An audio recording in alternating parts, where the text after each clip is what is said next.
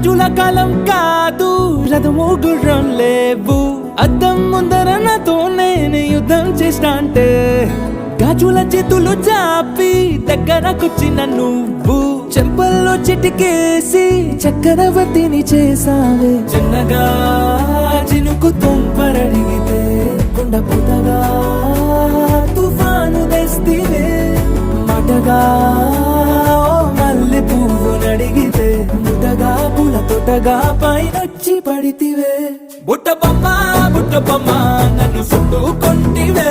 జిందగీ